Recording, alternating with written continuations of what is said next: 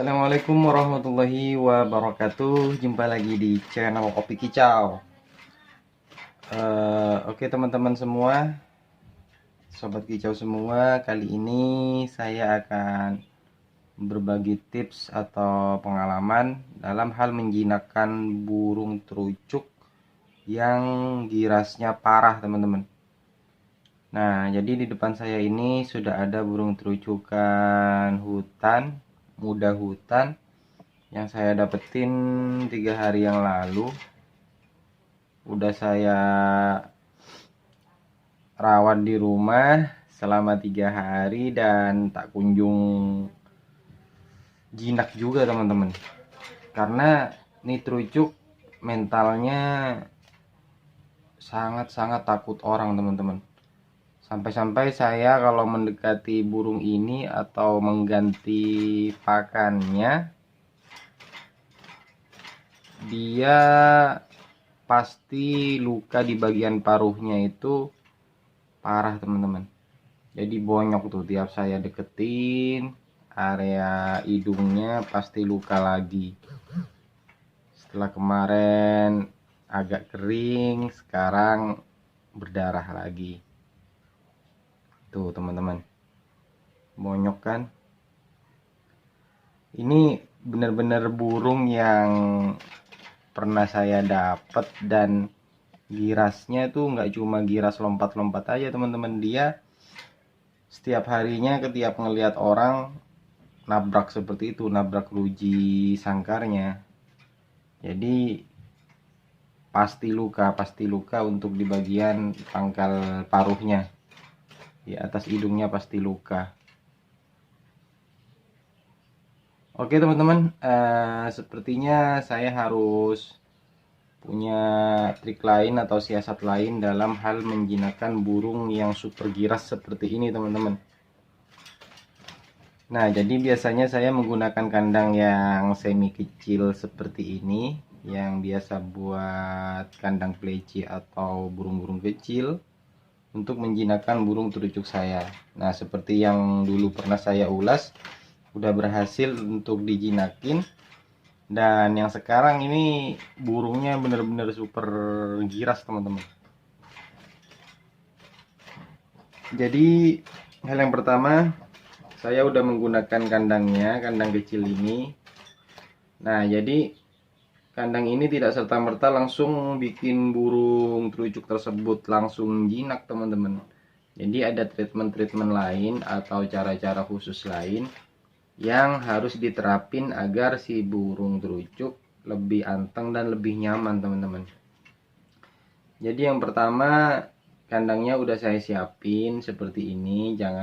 Kalian jangan pakai kandang yang terlalu besar. Terus cara yang kedua yang perlu kalian persiapin yaitu kerodong, teman-teman. Kalau udah kondisinya burung seperti ini, kalian mendingan sangkarnya dikerodong, teman-teman. Dikerodong dengan cara dibuka di bagian resletingnya aja. Untuk perawatan hariannya kita menggunakan full kerodong dulu. Untuk lebih beradaptasi lagi burung terujukan tersebut, terutama di sangkar barunya, dan untuk ngelihat lokasi-lokasi di sekitarnya secara perlahan. Jadi intinya harus dilihatin kondisi-kondisi di lingkungan sangkarnya itu secara perlahan, dengan cara dibuka nantinya bertahap sedikit demi sedikit resleting kerodongnya. Cara yang ketiga, teman-teman, yang harus kalian terapin dalam hal ini, lebih rajin dimandikan ya, teman-teman. Jadi burung giras seperti ini, setelah nanti kita udah menerapin pengkerodongan, jadi kerodongnya dibuka bagian bawahnya aja, teman-teman. Sisain bagian atas separuh, teman-teman. Jadi baru kita semprot burung tersebut sampai kuyup, teman. Jadi kita dalam memandikan burung tersebut kita membuka kerodongnya cuma bagian bawahnya aja, bagian atasnya tetap tertutup ya teman-teman. Kenapa? Karena untuk menghindari burung tersebut notok ruji sangkarnya lagi teman-teman. Itu cara yang ketiga ya teman-teman, kita harus rajin lebih memandikannya. Dan cara yang keempat yaitu kita harus rajin-rajin untuk mengembunkan burung ini. Nah, jadi burung ini tiap paginya harus rajin-rajin diembunin dengan cara nggak usah full ablak karena burungnya bener-bener sangat giras, takut orang. Jadi seperti biasa yang saya bilang tadi, buka di bagian resletingnya aja. Oke, kalian bisa terapin metode ini seminggu sampai 2 minggu teman-teman. Jadi lihat perkembangan burung. Biasanya di situ udah mulai ada keberhasilan sih teman-teman, mulai ada perubahan untuk burung-burung yang super giras seperti ini. Nah, untuk yang selanjutnya kalian harus tetap teman-teman dalam hal pemberian extra foodingnya, pisangnya harus selalu baru, diganti yang baru agar burung lebih nyaman dan lebih betah di dalam sangkar yang baru ini teman-teman. Jadi khususnya kalian juga harus memberinya extra fooding berupa jangkrik. Kalau untuk burung muda seperti ini, untuk burung muda hutan seperti ini, kalian harus menggunakan diajarin menggunakan jangkrik 2 ekor, ulat Hongkong 2 ekor. Jadi antara jangkrik dan ulat Hongkong kalian nggak boleh terlepas ya teman-teman, karena kalau nantinya udah dewasa burung ini, kalau misalnya nggak diajarin ulat Hongkong, kadang dia nggak mau seterusnya teman-teman.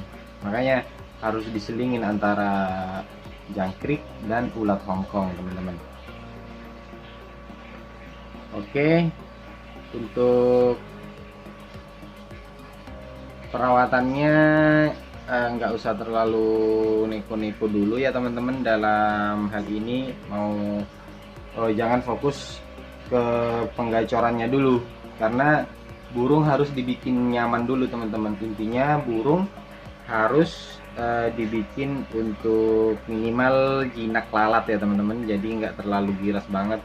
Kalau udah burung agak anteng atau agak jinak, otomatis burung nantinya bakal bunyi dengan sendirinya, bakal belajar ngerol dengan sendirinya kalau udah nggak takut orang. Oke teman-teman, biasanya treatment ini saya lakukan untuk terucuk-terucuk yang emang super giras ya teman-teman. Nah lihat tuh, paruhnya sampai bener-bener bonyok, luka parah. Jadi kalau terus-terusan seperti ini, misalnya besoknya kering, nanti kita samperin lagi mengganti pakannya atau mengganti furnya, dia pasti bakal bonyok lagi atau luka lagi. Jadi kapan sembuhnya gitu kan. Dalam hal ini memang harus menerapkan metode pengkerodongan teman-teman. Jadi udah capek dia nih teman-teman, udah capek mau kabur sana sini karena hidungnya berdarah. Seperti itu ya teman-teman. Jadi kalau tipe seperti ini nggak bisa dengan proses yang cuma disemprot kuyup. Memang sih teman-teman, kalau pas disemprot kuyup, disemprot basah, di hari itu burung ya sepertinya diem, kayak terlihat jinak. Nah tapi kalau misalnya udah kering bulunya, nah burung tersebut pasti seperti jet tempur lagi teman-teman, yang nabrak sana sini. Jadi saran saya nggak usah pakai metode ekstrim yang dipegang, diceburin air, ceburin ember, sampai dibasahin kuyup, nggak usah. Karena burung seperti itu biasanya lebih mengingat teman-teman, lebih mengingat majikannya yang memperlakukan dia secara ekstrim dan terus mengingat bakal terus-terusan giras teman-teman.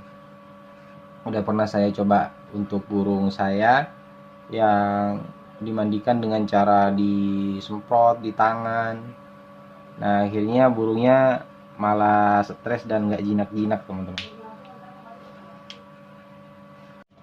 Oke teman-teman, metode seperti tadi semoga membantu ya teman-teman untuk pecinta burung terucukan semua yang mendapatkan burung terucuk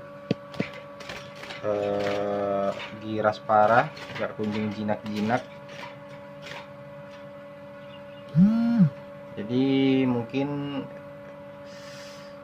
solusi tadi membantu, dan nanti bakal saya rilis lagi nih terucukan seperti apa ke depannya, apa membutuhkan waktu lama, karena setiap burung terucukan itu nggak sama ya teman-teman. Jadi kita ada yang memang metodenya cepat, ada yang memang membutuhkan waktu berbulan-bulan untuk penjinakannya. Yang penting kita tetap berusaha, tidak mudah menyerah, tidak pantang menyerah dalam hal memelihara burung terucukan bahan atau ombyokan. Kasihan teman-teman, ini malah tambah parah nantinya. Oke, sampai di sini dulu ya teman-teman video kali ini, semoga bermanfaat. Sekian dari saya, wassalamualaikum warahmatullahi wabarakatuh. Salam Ropel Mania.